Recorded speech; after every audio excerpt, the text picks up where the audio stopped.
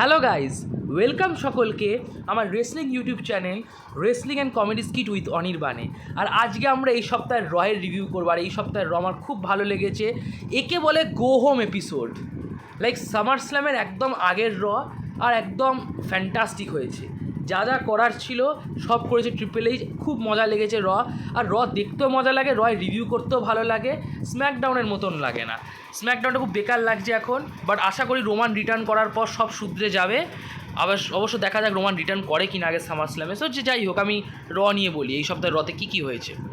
যাই হোক, র শুরু করে সেথ রলিন্স। আর সেথ রলিন্স একটা অদ্ভুত রকমের রেফারি ড্রেস পরে, যেটা খুবই উইয়ার্ড বাট খারাপও লাগছিল না। লাইক ও বাকি যে ড্রেসগুলো পরে সেগুলোর থেকে তো যথেষ্ট বেটার এই ড্রেসটা। সো রলিন্স তো বলে যে ওয়েলকাম সবাইকে, দুই গাধাকে ডাকা হোক, সিএম পাঙ্ক আর ড্রু ম্যাকিন্টায়ার। আমি ওদেরকে আজকে রুল আর রেগুলেশন বোঝাবো ম্যাচের। তো ওই দুই গাধা চলে আসে, মানে পাঙ্ক আর ম্যাকিন্টায়ার দুজনেই চলে আসে। অলদো ম্যাকিন্টায়ারকে আমার গাধা লাগে না, কারণ আমি নিজেই ম্যাকিন্টায়ারের ফ্যান। বাট পাঙ্ক হতেও পারে, নাও হতে পারে, আমি জানি না। যাই হোক, তো রলিন্স বলে দেয়, আগেই বলে রাখি তোমাদের দুজনকে, তোমরা দুজনে যদি গায়ে হাত তোলো ম্যাচ হওয়ার আগে, যতক্ষণ না ম্যাচ হচ্ছে ততক্ষণ তোমরা একে অপরের গায়ে হাত দিতে পারবে না। হাত দিলেই ম্যাচ অফ। আর যদি তোমরা কেউ আমার গায়েও হাত তোলো ম্যাচের আগে, তাহলেও ম্যাচ অফ হয়ে যাবে। তো এই শুনে পাঙ্ক তো নিচেই নেমে যায়।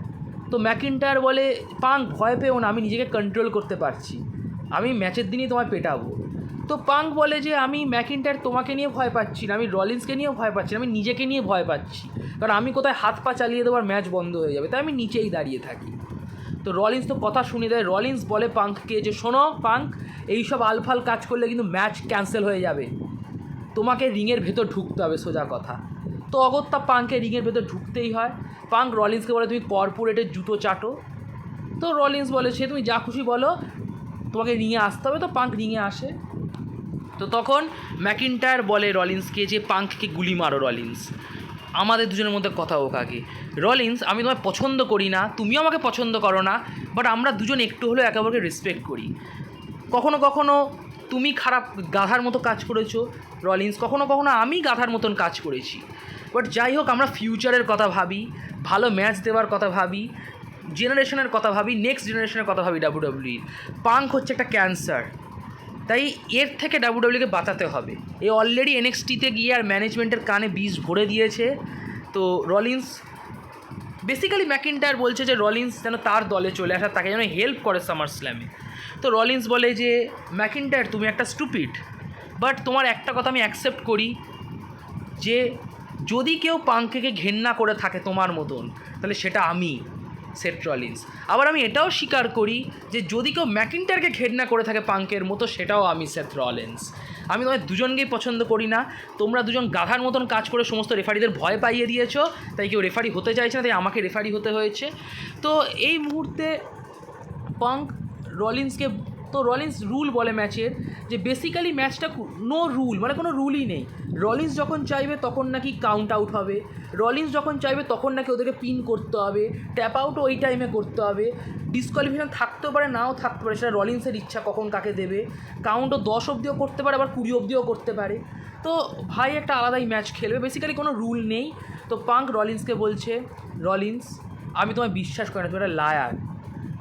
তাও আমি জানি না তুমি আমাকে ম্যাচে হারাবে কিনা, তুমি আমাকে স্ক্রু করবে কিনা, বিট্রে করবে কিনা, বাট আমি একটা কথা বলে রাখি রলিন্স, আমার তোমার সাহায্যের দরকার নেই। পাঙ্ক এটা বলে দেয় পুরো মুখের ওপর, ও রলিন্সের সাহায্য ছাড়াই ম্যাকিন্টায়ারকে হারাতে পারে। তো তখন ম্যাকিন্টায়ার পাঙ্ককে বলে যে রলিন্সকে গুলি মারো, আমায় ফোকাস করো, কারণ আমি খেলবো। তো তখন ম্যাকিন্টায়ার আর পাঙ্কের মধ্যে বেশ ভালো কথাবার্তা হয়, যেগুলো যদি আমি সংক্ষেপে বলি, বেসিক্যালি ম্যাকিন্টায়ার বলে যে পাঙ্ককে পিটিয়ে আমি যে মজা পাবো না, আমি ফ্রিতেই মজাটা পেতাম, তার জন্য আমাকে টাকাও দিচ্ছে ডাব্লিউডাব্লিউ। তো এর থেকে ভালো কিছু হতে পারে না, যে কাজটা আমি ফ্রিতে করে মজা পেতাম সেই কাজটা আমি টাকাও পাচ্ছি তার জন্য। আর আমি পাঙ্ককে পুরো ধুয়ে ইস্ত্রি করে দেবো সামার স্ল্যামে। তো পাঙ্ক বলে, পাঙ্কের উত্তর হচ্ছে যে ম্যাকিন্টায়ার আর রলিন্স দুজনেরই একটা রোগ আছে, সেই রোগটা হচ্ছে পাঙ্ককে নিয়ে পড়ে থাকার রোগ, এবং এই রোগের সুবিধা হচ্ছে যে তারা স্পটলাইট পায়। ম্যাকিন্টায়ার রলিন্স দুজনেই স্পটলাইট পাচ্ছে সিএম পাঙ্ককে নিয়ে। তবে পাঙ্ক বলছে যে ম্যাকিন্টায়ারকেও হারিয়ে দেবে, কারণ ম্যাকিন্টায়ার হয়তো হাইটে ওর থেকে বড় হতে পারে, ভালো শক্তিশালী হতে পারে, বাট একটা জিনিস ম্যাকিন্টায়ারের নেই, সেটা হচ্ছে হৃদয়। তো পাঙ্কের কাছে হৃদয় আছে, পাঙ্কের কাছে ফ্যানের সাপোর্ট আছে। তখন ম্যাকিন্টারের কী আছে, তো ম্যাকিন্টার ওই ব্রেসলেট দেখায় যে ওর কাছে পাঙ্কের বউ আর পাঙ্কের কুত্তা আছে। আর এখানেই সেগমেন্ট শেষ হয়ে যায়, রলিন্স হাহা করে হাসতে থাকে। আর একে বলে রাইভালরি। কোডি আর সোলো শেখা উচিত, একে বলে রাইভালরি। ভাই লিটারালি পার্সোনাল করে দিয়েছে বউ আর কুত্তাকে নিয়ে এসে। ম্যাকিন্টায়ার স্যাভেজ, ম্যাকিন্টায়ার ভার্সেস পাঙ্ক রাইভালরি ম্যাচের জন্য আমি মুখিয়ে রয়েছি সামার স্ল্যামে। রলিন্সের ইনভলভমেন্টও দেখতে হবে কি হয়। তো তারপরে আমরা ট্যাগ টিম ম্যাচ দেখি একটা, ক্রিড ব্রাদার্সের সাথে তোজাওয়া আর ওটিসের, যে ম্যাচে ক্রিড ব্রাদার্স জিতে যায়, যেটা ওদেরই উচিত। তো ক্রিড ব্রাদার্স ওটিসকে পিন দিয়ে দেয় একটা top rope back body drop দিয়ে, টপ রোপ ব্যাক ড্রপ দিয়ে। আর ম্যাচ শেষ হয়ে যাওয়ার পর চ্যাট গেবেল ওটিসকে পেটায়, ইভেন ওটিসকে অ্যাঙ্কেল লকও দেয় চ্যাট গেবেল। বদলা নিচ্ছিল চ্যাট গেবেল, কারণ ওটিস ওকে স্বীকার করেনি। তো ম্যাক্সিন পেছন থেকে এসে চ্যাট গেবেলকে অ্যাটাক করে, ইভেন চ্যাট গেবেলকে চড়ও মেরে দেয়। ম্যাক্সিন গেবেলকে চড় মেরে দেয় আর বলে আমাকে ফাইট করো। তো গেবেল এগিয়ে আসছিলো, হয়তো ও মারতো, হয়তো কোনো মেয়ের গায়ে হয়তো হাত তুলে দিত, কারণ মাস্টার গেবেল জাতি ধর্ম কিছু মানে না, লিঙ্গ মানে না, মাস্টার গেবেলের কাছে সবাই খারাপ।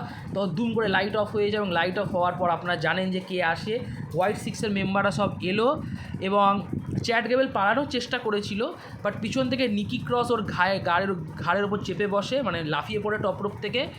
আর বেসিক্যালি জো গেসি, ডেক্সটার লুমিস আর এরিক রোবান তিনজন এসেছিল, এবং তিনজনেই আনমাস্ক করে, তিনজনেই মাস্ক খুলে দেয়, এবং তিনজনেই খুব বাজেভাবে ক্রিড ব্রাদার্সকে পিটিয়ে দেয়। এবং পিটিয়ে দেওয়ার পর যখন চ্যাট গেবেল পেছনে যায়, তখন আঙ্কেল হাউডি চ্যাট গেবেলের পিছনে ছিল। তো সেটা দেখে চ্যাট গেবেল ভয়ে দৌড়ে পালিয়ে যায়। তো ক্রিড ব্রাদার্সই মার খেলো, চ্যাট গেবেল হালকা মার খেয়েছে, বাট আরও বেশি মার খেত, বাট চ্যাট গেবেল পালিয়ে যায় বুদ্ধি করে, আঙ্কেল হাউডির কাছ থেকে বেঁচে পালিয়ে যায়। পালিয়ে গিয়ে ব্যাক স্টেজ চ্যাট গেবেল সাহস দেখায়, অ্যাডাম পিয়ার্সকে বলে যে আমি জেনে গেছি বাকি তিনজন কারা কারা, জো গেসি, ডেক্সটার লুমিস, এরিক রোয়ান, বাকিরা কেউ কাজ করছে না, আমি আমার কাজ করছি। তো অ্যাডাম পিয়ার্স বলছে এ তো অবভিয়াস, ওরা অলরেডি কন্ট্রাক্টে আছে। চ্যাট বলছে ও আচ্ছা, ওরা কন্ট্রাক্টও আছে, তাহলে ম্যাচ খেলতে পারবে। অ্যাডাম পিয়ার্স বলছে হ্যাঁ। তো চ্যাট গেবেল দাবি করে যে পরের সপ্তাহে 6 ম্যান ট্যাগ ম্যাচ খেলবে ওদের সাথে। ভাবা যায়, যে গেবেল ভয় পালাচ্ছে সে নাকি এখন ট্যাগ টিম ম্যাচ খেলবে ওদের এগেনস্টে। আর অ্যাডাম পিয়ার্স বলে ওয়েল, সাবধানের সাথে ডিসিশন নিলে ভালো হতো, বা ঠিক আছে আমি অ্যাকসেপ্ট করছি। আর পরের সপ্তাহে রয়ের জন্য অ্যানাউন্স হয়ে যায় হোয়াইট সিক্সের 3 জন মেম্বারের সাথে চ্যাট গেবেল আর ক্রিড ব্রাদার্সের ম্যাচ। ভগবানই বাঁচাবে চ্যাট গেবেলকে। যাই হোক, আমরা একটা সেগমেন্টও দেখি, ভিডিও টেপ, যেখানে দেখানো হলো ডেক্সটার লুমিস কীভাবে ডেক্সটার লুমিস থেকে মার্সি দ্য বুজার্ড হলো, যেটা আমার মাথার উপর দিয়ে গেল। বাট যেহেতু প্রোডাকশান ভালো ছিল, লাইক যেগুলো করে আর কি সেগমেন্টগুলো, ভিডিও স্টেপগুলো, মানে রিপ্রেজেন্টেশন ভালো ছিল বলে আমার খারাপ লাগেনি। তো ডেক্সটার লুমিস মার্সি দ্য বুজার্ড কীভাবে বলো সেটা ওখানে বুঝিয়েছে ওই সেগমেন্টে, ভিডিও টেপে। যাই হোক, তখন Sheamus versus Bronson read match দেখি, ভালো ম্যাচ হয়, সেমাসের ম্যাচ বরাবরই ভালো হয়। কিন্তু ম্যাচটার শেষের দিকে সেমাস ব্রক কিক দিতে যাবে, পিট ডান আসে বাইরে থেকে, রেফারি ডিস্ট্র্যাক্ট ছিল, বরাবরই রেফারিরা ডিস্ট্র্যাক্টই থাকে ডাব্লিউডাব্লিউইতে, রেফারিরা অন্য কোনো কাজ করলে ভালো হয়, আমরা রেফারি করলে বরঞ্চ বেটার। যাই হোক, তো রেফারি ডিস্ট্র্যাক্ট ছিল, পিট ডান এসে সিলেলা নামে এক ধরনের লাঠি হয়, ছোটো ছোটো লাঠি, ওই লাঠি দিয়ে সেমাসকে মারে, সেমাস অজ্ঞান হয়ে যায়। ব্রনসন রিড সুনামি দিয়ে দেয় সেমাসের ওপর, সেমাসের ঘাড়ের ওপর পড়ে যায় সুনামি দিয়ে। 1, 2, 3 ব্রনসন রিড ম্যাচটা জিতে যায়, সেমাস হারে, আর পিট ডান খুব খুশি। আমার একটাই প্রবলেম যে রাইভালরি শুরু হয়েছিল পিট ডান আর ব্রনসন রিডকে দিয়ে, অল অফ এ সাডেন রাইভালরির শিফট হলো সেমাস আর পিট ডানের মধ্যে, আর ব্রনসন রিড এখন থার্ড হুইলিং করছে। লাইক ব্রনসন রিডের কাজই হচ্ছে থার্ড হুইলিং করা। স্যামি জেন আর গেবেলের রাইভালরির মাঝখানে ঢুকে গেছিলো, এখন সেমাস আর পিট ডানের রাইভালরি করে আবার নিজে বেরিয়ে যাবে। তো ভাই একটা আলাদা মজায় থাকে, ভাই একজনের সাথে শুরু করে বাওয়াল, তাকে অন্য একজন চিপকে দিয়ে নিজে বেরিয়ে যায় মাঝখান থেকে। ব্রনসন রিডের আলাদাই বুকিং চলছে। যাই হোক, ব্যাক স্টেজে আমরা এটাও দেখি যে জাজমেন্ট ডেতে খুব বাজে অবস্থা করে দিয়েছে ক্লাব হাউসে, মানে জঞ্জাল ফেলে রেখে দিয়েছে, ওদের রুমের অবস্থা খারাপ করে দিয়েছে, সবার নামের ওপরে ব্ল্যাক কালারের বিভিন্ন জিনিস লিখেছে Liv Morgan. Basically Liv Morgan জাজমেন্টের রুমকে নষ্ট করে দিয়েছে ক্লাব হাউসকে, এবং সেটা দেখে তো মামি খুব রেগে গেছে। ডেমিয়ান বলছে ডমিনিককে যেটা কি লিভ করেছে, তো ডমিনিক বলছে আমার তো তাই মনে হয়, ডেমিয়ান তো বলছে হ্যাঁ তাই তো হবে। তো যাই হোক, তো কার্লি তোর প্লে স্টেশন ভেঙে যায়, তো কার্লি তোর একটা ডাউট, ওরা কি নতুন প্লে স্টেশন পাবে?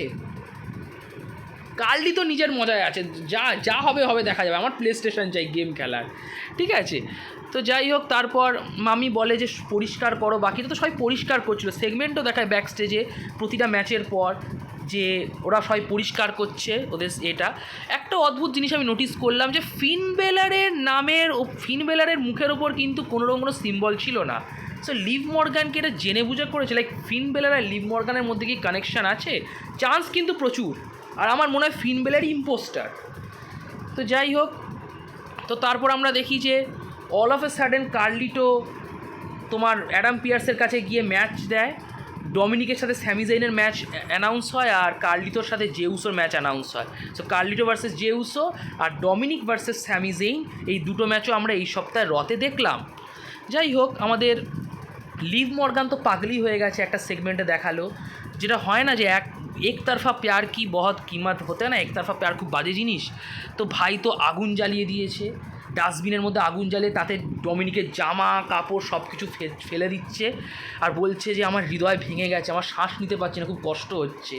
আমি ডমিনিককে সব দিয়েছিলাম যেটা একটা পুরুষকে দেওয়া যায়, কিন্তু ডমিনিক পুরুষরা, ডমিনিক হচ্ছে মামির বীচ, আর ডমিনিক প্রমাণ করে দিয়েছে।